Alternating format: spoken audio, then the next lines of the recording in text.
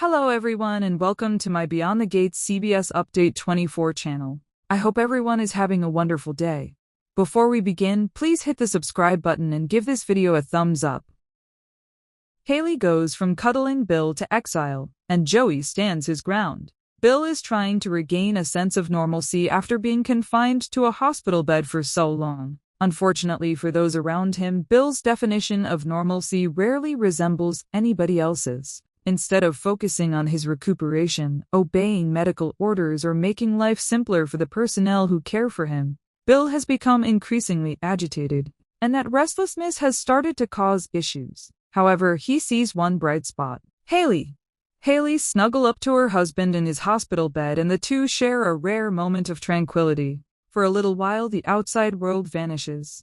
The debates, criticism, and judgment from others all seem far away. Bill seems content. Hayley appears cheerful. Naturally, this means that the moment will not last. Chenise steps in and quickly notices what's going on, interrupting their private cuddle session. Chenise, a nurse, has seen almost everything, but it does not imply she is willing to break hospital rules. Without hesitation, she reminds the pair that hospital beds are there for patients, not romantic snuggles. Message is obvious. Visitors are welcomed. It's not okay to break the rules. Both feet are on the floor. No exclusions. Bill and Hayley may not enjoy the interruption, but Chenise isn't willing to compromise. She doesn't take this personally. It is professional. Unfortunately, not everyone sees things that way. When Chenise leaves, Bill and Hayley return to their previous location. It is a modest act of defiance, a harmless one in their views. However, it marks the beginning of a far larger crisis, because not long after, alarms begin to sound. Suddenly, the situation changes from lighthearted to serious. Hospital personnel rushes to action. Ashley instantly gets involved, and what she discovers just adds to her frustration. Instead of seeing a patient focused on treatment, she sees Bill continuing to disregard limits. Instead of finding cooperation, she encounters resistance. Instead of accepting responsibility, Bill turns defensive. Ashley has reached her limit. From her perspective, the entire thing has become absurd. The crew is working to assist Bill. They're attempting to keep him healthy.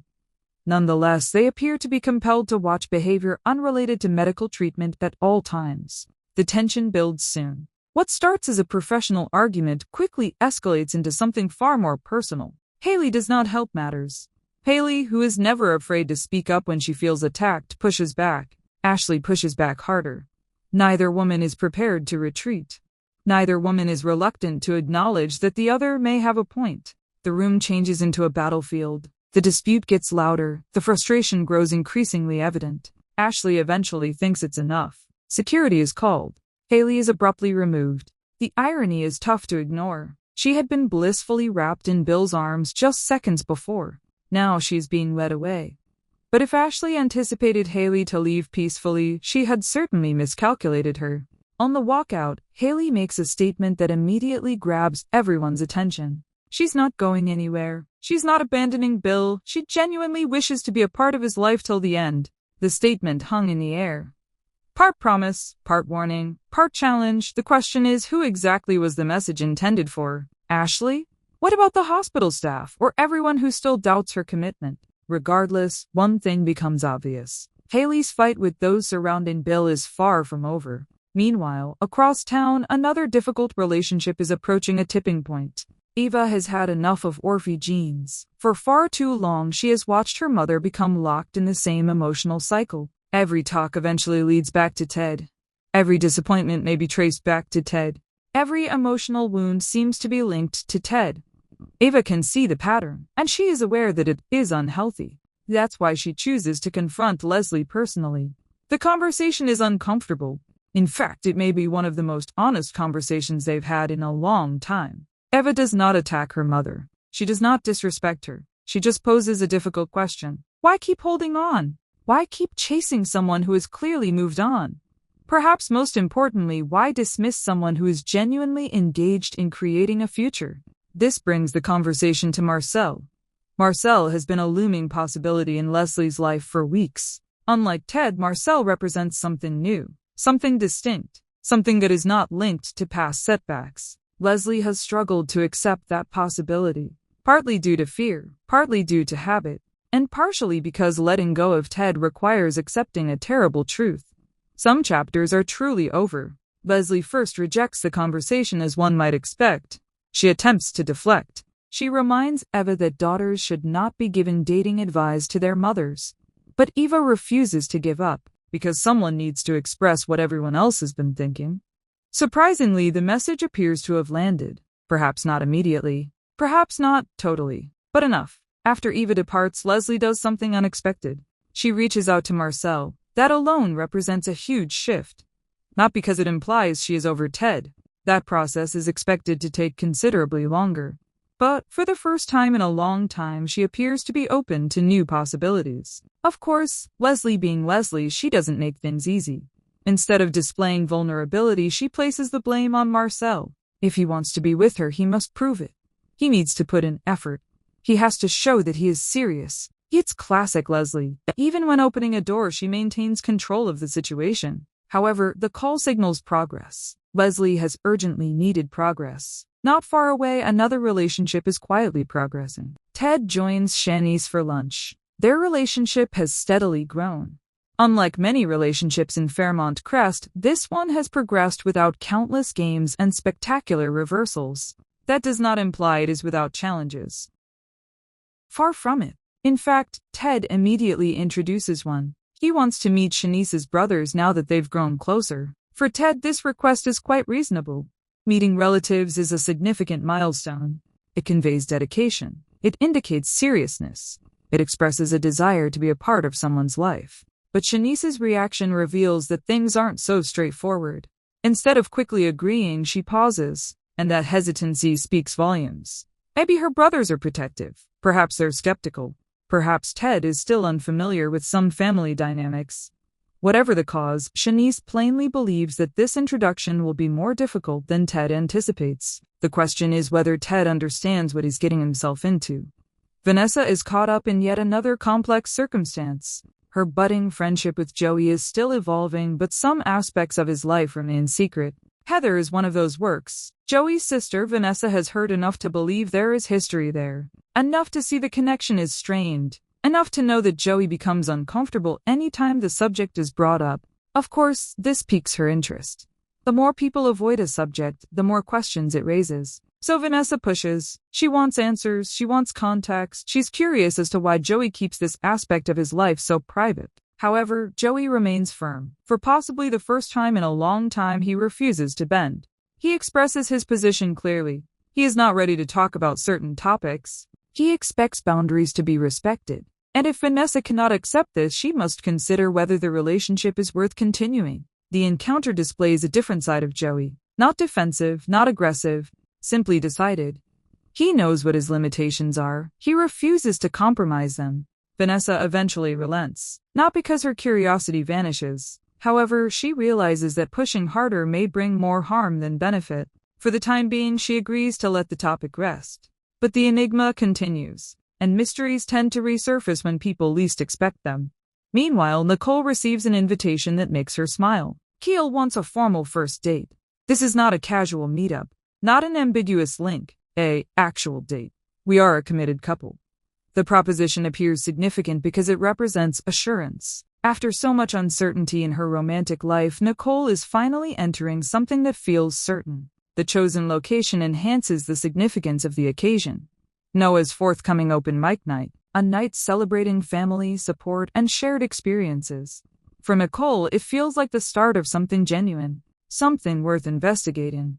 And maybe for the first time in a long time, she lets herself relish that prospect. At the same moment, another exchange validates widespread suspicions. Carlton and Nicole have officially resumed their friendship. When Carlton updates Ted, he does it in a mature and honest manner. There is no bitterness. No resentment, just acceptance. The romance had run its course. Now, both persons are moving forward. However, Ted's response exposes something amusing. He admits that witnessing Carlton with Nicole made him want to punch his pal. The confession may be delivered playfully, but it demonstrates how complex emotions may become. Even when people back a situation, even if they know it's the correct thing. Feelings do not always cooperate. Back at home, Martin tries to make something positive. He suggests a romantic getaway with Smitty, an opportunity to reconnect, a chance to flee. opportunity to focus on each other rather than the constant pressures that surround them. It sounds perfect. The issue is reality. Because reality has different plans. Smitty isn't interested in vacations. He's not thinking about relaxing. Isn't interested in romance. His focus is fixed on one item. The plasma ring. The mystery. The investigation. And most importantly, who is behind it all. Smitty has become captivated by his search for answers. To him, stepping away now would be like resigning. It would feel like denying the truth when it is finally within reach. Martin sees an opportunity to enhance their friendship. Smitty notices unfinished business. Neither guy recognizes it yet, but their clashing priorities could be laying the groundwork for a much larger war. And as the conversation concludes, one reality becomes impossible to ignore. Smitty is not ready to let this inquiry end. No matter the cost, regardless of who asks him to quit, regardless of how it impacts those closest to him. And that determination could soon lead him into a conflict with forces far more lethal than he recognizes. When Smitty makes it plain that he can't walk away from the plasma ring investigation, Martin's romantic trip begins to fade. What should have been a simple talk about spending time together has unexpectedly revealed a far deeper issue. Martin seeks connection. Smitty wants answers. Neither goal is unreasonable. However, the issue is that both aims require attention at the same time. As their conversation ends, Martin is confronted with a terrible reality. The research has evolved into more than just a project for Smitty. It has grown into something far bigger, something personal. The search for the truth has become a crusade, and missions are risky because they rarely allow for compromise. Smitty considers each new lead to be significant.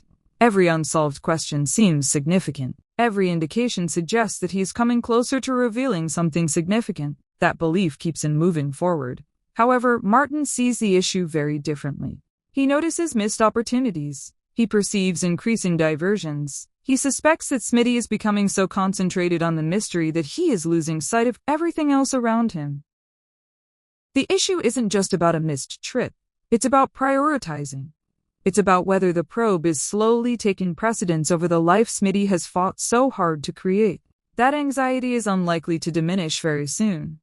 In fact, it may only become stronger if Smitty continues to venture more into perilous terrain, because investigations carry consequences, and the closer someone comes to the truth, the more likely they are to receive unwanted attention. Meanwhile, Joey maintains the boundary he set with Vanessa. The talk about Heather may have ended for the time being, but the emotional impact remains. Vanessa decided to cease asking questions.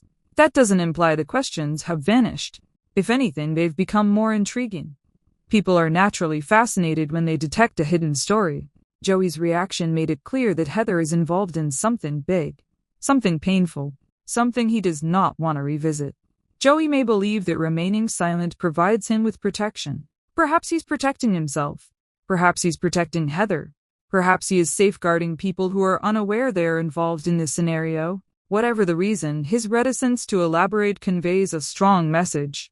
He has kept certain aspects of his life private, and he plans to keep them there. The difficulty is that secrets rarely remain hidden forever, especially at Fairmont Crest. The more effort someone makes to avoid an issue, the more likely it will become relevant later. Vanessa may honor Joey's wishes today, but circumstances have a way of bringing old stories back to the forefront. And if that happens, Joey may end to explaining things whether he wants to or not. Meanwhile, Nicole is embracing an entirely other emotional experience. Instead of navigating uncertainty, she is now enjoying stability.